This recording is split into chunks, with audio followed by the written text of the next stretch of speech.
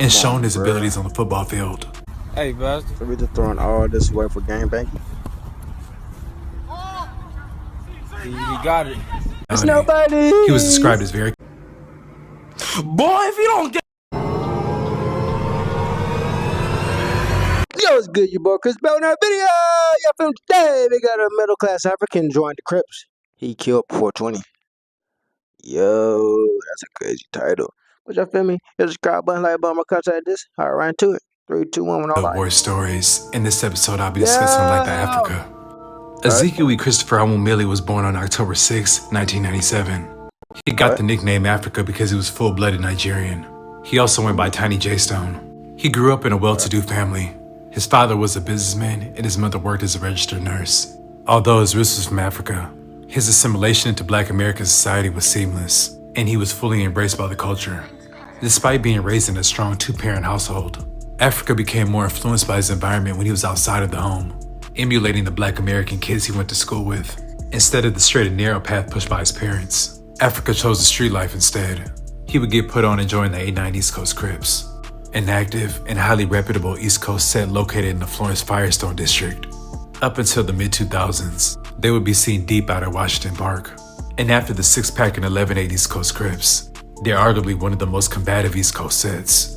Unlike the 5-9s and 7-6s, the 8-9s lost zero turf during their historic war with Florencia 13, and actually killed off Florencia's Easy Boys clique. Although Africa was technically from 8-9, he was often mistaken as a member of the 190 East Coast Crips, considering he stayed and went to school in the Delamo area. It could be argued he'd hang out and function with the 190s more than is put on set. The 190's turf is a sharp contrast from the 8-9's hood in the Florence Firestone district, located in a middle-class section of Carson. The 190's hood consists of large 2-story homes, manicured lawns, backyard swimming pools, and expensive cars in the driveway. Out-of-towners would rarely think that this is a gang-infested neighborhood. As a member, Africa was fully activated. He went out and gangbanged like he had something to prove, and constantly running phase at school. Africa was known for having hands. He upped his skills by training at a boxing gym in Lakewood. Africa was known for going around and taking flight on people, terrorizing anything in his way. The fighting involved the shooting. He'd make visits to the gun range to perfect his aim. And after a couple test run missions, Africa began to up his rank. By 2016, his name rang bells, and he stayed in the field with the gun. He had a particular disdain for Florencia 13 and Grape Street. He was mobile and tight with the 5-5 neighborhood Crips. It's alleged he got into a shootout with the 5 Deuce Hoovers while he was hanging out on the west side. After this incident, he would take to social media to diss them every chance he got. Throughout this period, Africa would constantly bump heads with his father, who didn't approve of his lifestyle. Happy Thanksgiving! Happy Thanksgiving, Pop. Outside of gangbanging, and shown his abilities on the football field. Hey, bastard. So we just throwing all this away for game banking. He got it. Unfortunately, he would let his gang life take over, so his football potential would never be reached. In the gang world, his name spread throughout the city. Another top ranks took notice. One being Infant Nightmare from BPS, one of the top young gunners from that era. Even though East Coast and BPS are on opposite ends of the spectrum, they do not get along in the least bit, and there's a few murders between the two of them.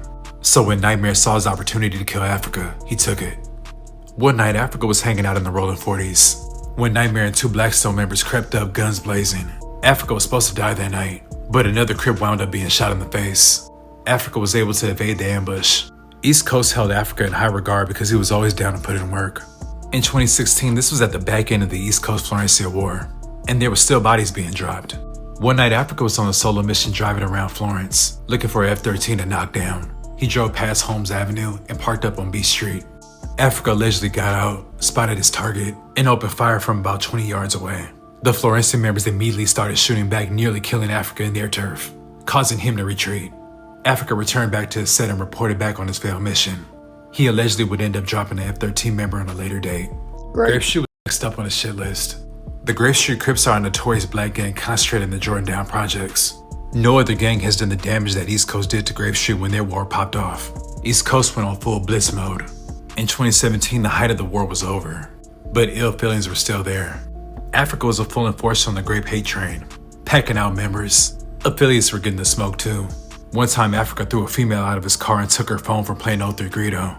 Africa was getting active and banging on anything that wasn't in line with the coast. It's a He Frosty allegedly the ran up Snowman. on Frosty the Snowman and the It's issue was a Frosty pressed. the Snowman. Yo.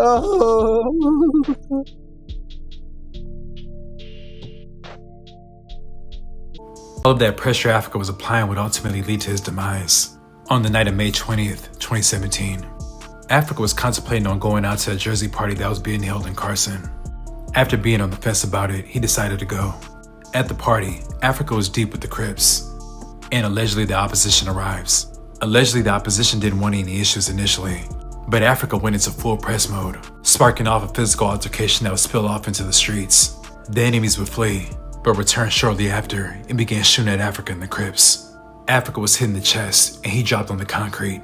His homie was also shot and he collapsed on the street. Africa was taken to the hospital where he was pronounced dead at 1:30 a.m. Initially in the report, the gunman was described as a black male in his early 20s. Rumors spread that either Nightmare or another member from BPS killed Africa, but it was confirmed that Nightmare wasn't even there that night. He tried to kill Africa on a different occasion. Sources close to Africa have said that it was allegedly Florencia 13 behind the murder. If you check Africa's Twitter X account, you can see his tweets describing the altercation at the party, sent out just moments before his death, tweeting to a friend that he smacked the opposition so hard he fell in the hood of a car, rolled off, and began running down the block. He then confirmed that they were Florencia 13 members.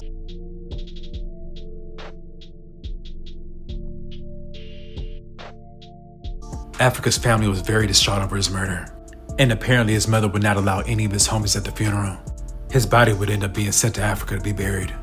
Africa was well known in the city for his charisma and personality. He was described as very comedic and a ladies' man, and East Coast is still honoring his memory. Yeah, really, I got that fresh hair and all of that. You see me? And I really gotta get our fresh cut. Oh yeah. Oh yeah. Neighborhood to that. I'd like to thank you guys for watching. Please like, comment, and subscribe. Hey husbands, Valentine's Day is coming, and if you found the love of your life, get her this. That don't include the video. It's your boy Chris Terrorize out. And I need me the dough. If I ain't get paid, I ain't doing the show. Shit, I'm finna